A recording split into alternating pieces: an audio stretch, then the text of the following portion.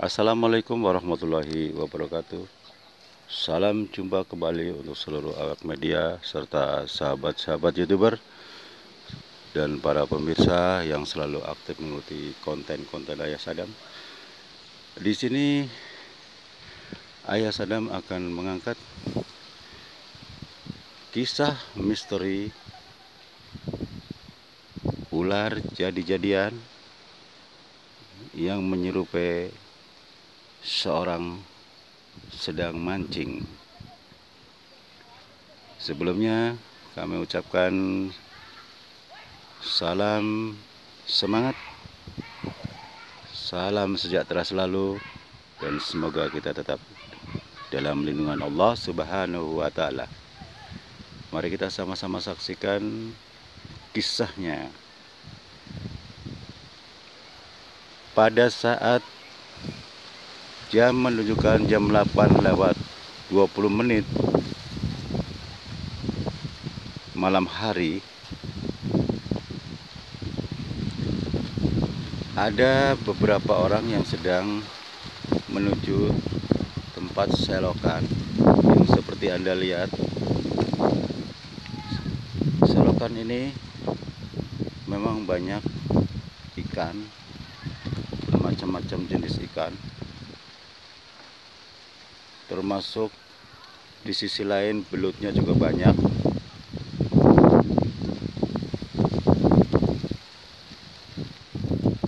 Pada hari berikutnya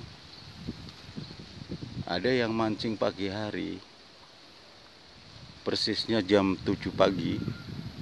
Kebetulan yang mancing satu orang. Gak lama kemudian temennya nyusul. Itu anak-anak muda semuanya. Jadi dua orang yang sedang mancing di selokan ini. Kalau kita kembali bicara masalah ular jadi-jadian yang menyerupai orang sedang mancing di lingkup sini. Pada saat itu orang kedua yang datang tadi anak muda, dia kebetulan gak jauh dari manusia yang sedang mancing tadi, yang jadi-jadian ya, yang dikatakan ular jadi-jadian yang bisa menyerupai manusia sedang mancing. Di sini dua anak itu namanya anak polos, belum bisa merasakan apakah itu manusia, apakah itu manusia jadi-jadian yang dikatakan banyak orang katanya ada ular jadi-jadian yang bisa menyerupai orang lagi mancing. Anak tersebut tidak memikirkan hal itu. Mereka berdua dengan seriusnya memancing. Kebiasaannya ada yang nyari belut, ada yang sedang mancing. Di satu sisi manusia jadi-jadian itu yang dikatakan ular jadi-jadian yang bisa menyerupai manusia, kebetulan di situ dia hadir sedang mancing lebih dulu daripada anak-anak yang tadi berdua datang. Di saat si anak itu sedang mancing, yang satu sedang nyari belut, itu si anak berdua tiba-tiba mendapatkan belut yang sangat besar yang menyerupai ular. Si anak itu kaget dan bingung, padahal mereka tuh sudah biasa nyari ikan dan belut. Karena warnanya memang agak aneh dan gak kebiasaan dia dapatkan seperti itu, ini mereka berdua bingung, gimana nih, kok belut nggak biasanya, saya nggak biasa ngeliat belut begini, kata anak-anak tadi. Yang satu bilang, mending dilepas aja deh, takutnya ada apa-apa. Kalau yang satunya, sayang dong, gue udah dapet ini ya, kata yang satunya, ya terserah kamu deh, saya mah cuma ngasih tahu doang. Kamu inget gak, kata si yang anak satunya yang belum dapet ikan. Kata si yang dapat belut, inget apaan? Kan selama ini banyak dibicarakan ada manusia jadi-jadian. Sebetulnya itu ular jadi-jadian, dia bisa menyerupai orang sedang mancing. Nah, kata orang pertama. Orang kedua mengatakan yang dapat ikan, oh yang bener aja. Mana? Itu ada orang satu lagi mancing. Kata orang yang kedua yang dapat belut aneh tadi. Nah, kata anak pertama mengatakan, jangan-jangan dia kali. Nyatanya kamu dapat belut aneh. Itu kata orang pertama. Kata anak kedua, jangan nakut-nakutin gue Bisa aja orang biasa tuh, orang lagi mancing, wujudnya manusia biasa kok, lagi serius tuh. Kali aja, kata orang pertama. Gimana kalau kita deketin si bapak itu, kasih tahu ini kan apa kata anak yang kedua, dia setuju. Akhirnya datang tuh berdua menghampiri si bapak yang sedang mancing sendirian di sini. Nah, si anak itu dengan kompak bertanya, Pak, maaf Pak, saya numpang nanya, saya dapat belut kok, wujudnya aneh Pak, nggak biasanya. Si bapak itu diem aja, kebetulan pakai topi jadi mukanya nggak kelihatan, nunduk terus. Dengan seriusnya si bapak itu, dia tidak membalas pertanyaan si anak-anak tadi, sampai si anak itu pas ketiga kalinya dia nanya lagi, Pak, mohon maaf Pak nih kalau memang mengganggu, saya cuma nanya doang, apakah ini betul Pak belut? Kita kan biasanya belut nggak seperti ini, kok ini belut aneh Pak, ada kepalanya, ada kumisnya, terus pokoknya beda deh, kepalanya serem. Bisa Bapak lihat Pak, kalau memang nggak boleh diambil, masa balikin lagi. Barulah si bapak itu menjawab, walaupun bapaknya itu tidak menunjukkan diri wajahnya karena ketutupan topi.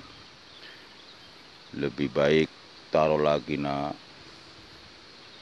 kamu mencari lagi yang lain, kata si bapak itu. Oh gitu ya Pak, kata si anak berdua. Ya, si bapak menjawab gitu. Terus saya nggak apa-apa Pak, anak berdua tanya begitu. Asalkan kamu pulang sekarang juga. Emang kenapa Pak? Bapak kan mancing juga. Saya kan biasa kesini Pak. Turuti kataku. Begitu si anak itu penasaran, si anak langsung ngintip wajahnya si bapak itu. Si anak itu langsung teriak histeris, lari berdua. Begitu nyampe rumah mereka kayak ketakutan banget. Kebetulan ada orang rumah, bapaknya sama ibunya bertanya, kamu kenapa kok tiba-tiba datang-datang kayak orang ketakutan, kan ada apa sih?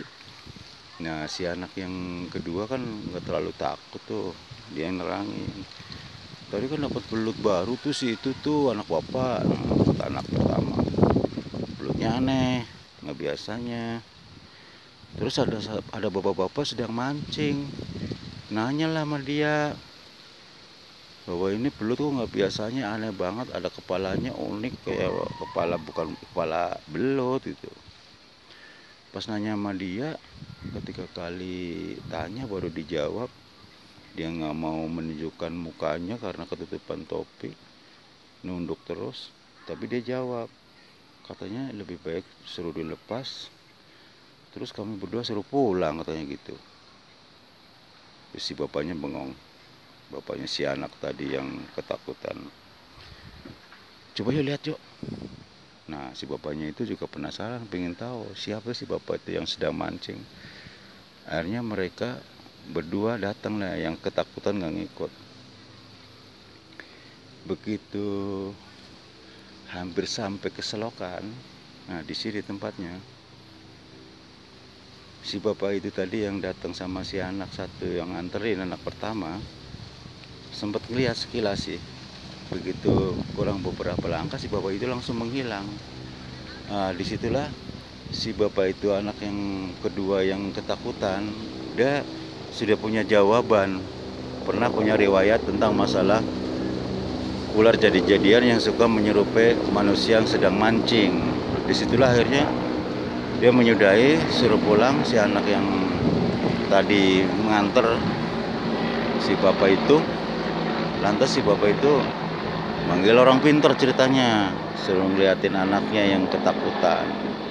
Singkat kata, orang pintar itu mengatakan yang sama, bahwa di situ memang ada ular jadi-jadian yang bisa menyerupai siapa saja, terutama karena lingkupnya memang suka orang banyak mancing, dia selalu menyamar sebagai seorang pemancing. Seperti itu. Kata si orang pintar, ini masih bagus. Dia cuma diomongin begitu, dia tidak diganggu. Soalnya pernah kejadian, nah orang pintar itu cerita lagi, akhirnya panjang. Pernah saya dipanggil orang,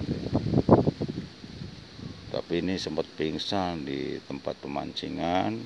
Begitu, mungkin karena terlalu lama pingsannya ya,